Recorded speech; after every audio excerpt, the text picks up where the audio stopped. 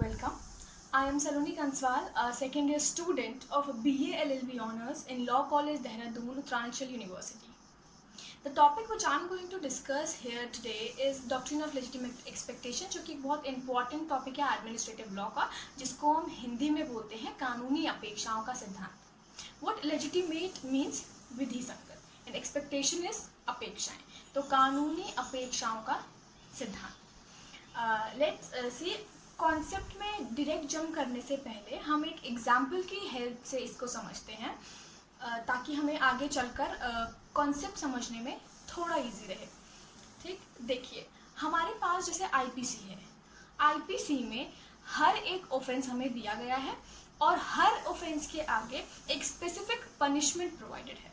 तो what my expectation is and not only mine, हम सबकी एक्सपेक्टेशन क्या होगी that if something wrong is done with us like theft, अगर हमारे साथ थेफ्ट हो जाता है तो उस इंसान को जिसने थेफ्ट कमिट किया है उसको वही पर्टिकुलर पनिशमेंट मिले जो कि आईपीसी में थेफ्ट के आगे एज अ पनिशमेंट लिखी गई है. तो what is this? This is a pure legitimate expectation. Similarly administrative में भी, एडमिनिस्ट्रेटिव लॉ में भी यही सीन होता है. एडमिनिस्ट्रेटिव लॉ में बहुत सारे कॉन्सेप्ट हैं और अगर उनमें से हम एक कॉन्सेप्ट नेचुरल जस्टिस को अगर हम ले लें जो बात करता है ऑडी अल्टरम पार्टम, जिसका मतलब होता है no one should be condemned unheard and rule against bias, जो बोलता है that whoever and whichever is acting as a authority he should not be biased. अगर हम इस कंसेप्ट को ले लो तो हमारी क्या एक्सपेक्टेशन होगी दैट नेचुरल जस्टिस का वॉल्यूशन ना हो और ना ही किसी और प्रिंसिपल का. तो what expectation is this? This is a legal expectation. और हमारी एक्सपेक्टेशन तब ज्यादा बढ़ जाती है when the promise is not a bare promise but वो इस इंटेंशन से बनाया जाए that the other party should act upon it.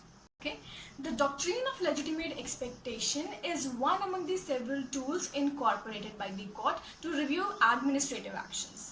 ये जो डॉक्ट्रीन है हमको रिलेशनशिप बताता है between an individual and public authority. और ये डॉक्ट्रीन कहती है दैट एक पब्लिक अथॉरिटी को एक लेजिटिमेट एक्सपेक्टेशन के बदले में अकाउंटेबल बनाया जा सकता है, लायबल बनाया जा सकता है और एक इंसान लेजिटिमेट एक्सपेक्टेशन रख सकता है, एक विधि संगत अपेक्षा रख सकता है इस बिहाफ पे कि उस इंसान को एक कंसिस्टेंस प्रैक्टिस जो कि पास से चली आ रही है उस हिसाब से ट्रीट किया जाए or an expressed promise made by the concerned authority. Okay, and I hope that इसी के साथ meaning is clear to you. We will look into the origin of this doctrine. See, the doctrine is not specific legal right and envisaged in any particular statute and any rule book. The term legitimate expectation was first used by Lord Delling in 1969 in Schmidt versus State Secretary for State of Home Affairs, and from that time it has assumed the position of significant doctrine of public law in almost all jurisdictions. India में ये जो doctrine है has developed in order to check the arbitrary exercise of power by the administrative authority. See, in private law, a person can approach the court only when his legal right or right based in statute or contract wallet होता है.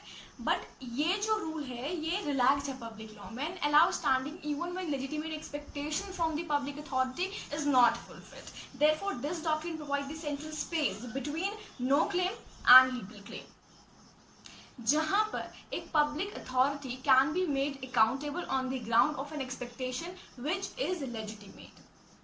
And इसको भी हम एक अब example के help से समझते हैं. देखिए, अगर गवर्नमेंट ने एक स्कीम बनाई है for providing drinking water in villages in certain areas but later on उसको थोड़ा चेंज कर दिया और कुछ विलेजेस को उसमें से exclude from the purview of the scheme, जो कि उन विलेजेस को जो कि पहले उस स्कीम में इंक्लूडेड थे.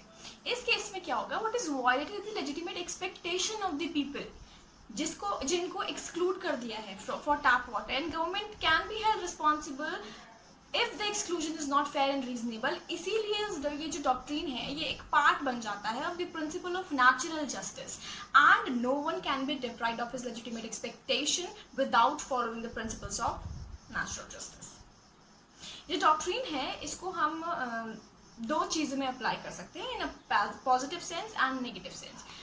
And if applied negatively, an administrative authority can be prohibited from violating the legitimate expectation of the people. And अगर हम इसको positively देखें तो an administrative authority can be compelled to fulfill the legitimate expectation of the people. This is based on the principle that public power is a trust which must be exercised in the best interest of the beneficiaries who are the people. अब क्या है, हम इसके development की बात करें तो हम दो कंट्रीज में आ जाते हैं, एक इंग्लैंड में और एक इंडिया में. देखिए इंग्लैंड में क्यों, बिकॉज फर्स्ट टाइम ये जो वर्ड था legitimate expectation was used by Lord Denning in an England case. तो फिर देखिए हम पहले डेवलपमेंट इन इंग्लैंड की तरफ जाते हैं. As I mentioned earlier, that the legitimate expectation was first used by Lord Denning in Schmidt versus Secretary for State of Home Affairs, where the government had cut short the period and already allowed the alien to enter into the England. So the court held that the person has the legitimate expectation to stay in England and which cannot be violated without following the procedure which is fair and reasonable. And in this manner, Lord Denning used the term legitimate expectation for the very first time as an alternative expression to the word what is right. However, it was in Green versus Amalgamated Engineering Union, जिसको हम आज के time पर Amalgamated Engineering and Functioning Union भी बोलते हैं. इस case में जो डॉक्ट्रिन थी हमारी लेजिटिमेट एक्सपेक्टेशन की, इसने एक लेजिटिमेट प्लेस पाया. तो इस केस में क्या हुआ था, जो डिस्ट्रिक्ट कमेटी थी ट्रेड यूनियन की, they had refuse to endorse a members election as a shop steward. Endorse मतलब समर्थन, तो उन्होंने समर्थन करने से इनकार कर दिया था. The court held that if a person claims a privilege, he can be turned without hearing. But here a person has something more than a mere privilege and a legitimate expectation that his election would be approved unless there are rare reasons for not doing so. Therefore, natural justice principles are attracted to the case in order to ensure fairness. Now, invoking the doctrine of legitimate expectation, the House of Lords and Council of Civil Services Union versus Minister of Civil Services held that the legitimate expectation may arise from an expression or a promise made by the authority or from an established past practice which cannot be violated without. And in this case, the administrative authority had withdrawn the long-standing practice by a mere oral instruction. So what we understand that the doctrine of legitimate expectation imposes the duty on authority to act fairly. अब अगर हम इसके बात करें इस doctrine की development की India में, तो the first preference doctrine is found in the case of state of Kerala versus KG Madhavan Pillai. इस केस में क्या हुआ था, दैट जो गवर्नमेंट थी उन्होंने एक सैंक्शन इशूड किया था रेस्पोंडेंट को कि आप न्यू अनएडेड स्कूल खोल सकते हैं और जो आपके प्रीवियस वन एग्जिस्टिंग स्कूल्स हैं उन्हें अपग्रेड कर सकते हैं. हाउएवर 15 दिन बाद क्या हुआ, एक डायरेक्शन इशू हुई to keep the sanction in abeyance. Abeyance means a state of waiting और होल्डिंग. तो ये जो ऑर्डर था, it was challenge on the ground of violation of the principles of natural justice and the court held that the sanction order created a legitimate expectation in the respondent, which was a violation by the second sanction without following the principles which are violated by the second order without following the principles of natural justice, which is sufficient to vitiate an administrative authority. The doctrine was further applied in the Scheduled Caste and Weaker Section Welfare Association versus State of Karnataka. इस case में क्या हुआ, government ने एक notification issue किया notifying the areas जहाँ पर कि स्लम क्लियरेंस स्कीम इंट्रोड्यूस होनी थी. फिर सब्सिक्वेंट क्या हुआ, हमारा जो नोटिफिकेशन था उसको लेटर अमेंड कर दिया और जो नोटिफिकेशन में कुछ एरियाज, जो पहले वाली नोटिफिकेशन में कुछ एरिया नोटिफाई थे, इस नोटिफिकेशन में उन्हें एक्सक्लूड कर दिया. तो कोर्ट ने ये हेल्ड किया दैट जो आपका पहले वाला नोटिफिकेशन था उसने एक लेजिटिमेट एक्सपेक्टेशन क्रिएट करी थी उन लोगों में जो उन एरिया में रह रहे हैं जिनको आपने सब्सिक्वेंट नोटिस में exclude कर दिया है. Legitimate expectation cannot be denied without fair hearing. That the person has legitimate expectation to treat it in a particular way.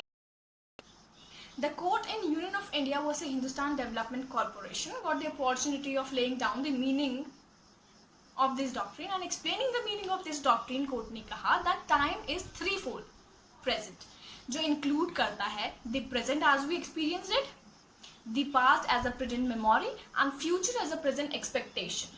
And for legal purposes, the expectation cannot be the same as anticipation. They both are different, इनको अलग अलग तरीके से हम treat करेंगे। और इसी principal को फर्दर एक्सप्लेन करते हुए कोर्ट ने in Jitendra Kumar versus state of Haryana में ये हेल्ड किया that government has a right to review the decisions taken by the previous established, and this will not be treated as a violation of doctrine of legitimate expectation, because legitimate expectation is something different than mere anticipation, desire or hope.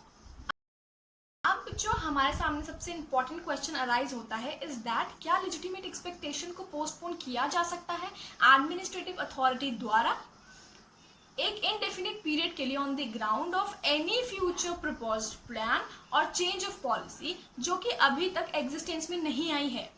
ये question arise हुआ in the case of T Vijayalakshmi versus town planning member. यहाँ पर क्या था, जो appellant थे इस case में, they were the owner of the agricultural land who were entitled by the law कि आप उस लैंड को रेजिडेंशियल पर्पज पे भी यूज कर सकते हैं। तो उन्होंने एक एप्लीकेशन फाइल की for the approving of building plan before the town planning authority, and जो उनकी एप्लीकेशन थी वो रिजेक्ट हो गई ऑन द ग्राउंड कि जो लैंड क्वेश्चन में है it would form the part of valley zone with the propose comprehensive development plan, जो कि अभी तक ऑपरेशन में नहीं आया है और आगे जाके अगर फ्यूचर में आएगा तो वो उस वैली जोन के पार्ट बन जाएगा, मतलब उसमें इंक्लूड हो जाएगा।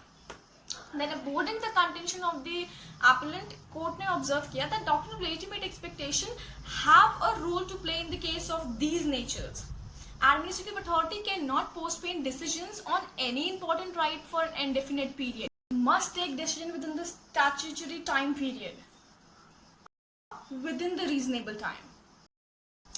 Now the Supreme Court has finally settled some principles in relation to the doctrine of legitimate expectation in Union of India versus Sri Hanuman Industries, जहाँ पर Supreme Court ने हमको seven principles दिए थे in relation to the doctrine of legitimate expectation। वो principles जो है मैं आपको एक एक करके सुनाए। हमारे पास ये था that the doctrine is found the principle of reasonableness and fairness and also in public interest in executive policy और law. The second one was the doctrine cannot be used to fetter changes in administrative policy in public interest. Third was legitimate expectation is different from anticipation, which cannot amount to an assertable expectation. और ऐसे ही हमारे पास 7 principles उन्होंने दिए थे जिनमें से कि 3 ये थे। And this was all about the doctrine of legitimate expectation, and I hope that you find this video useful for whatsoever purpose you are using for this. Thank you so much.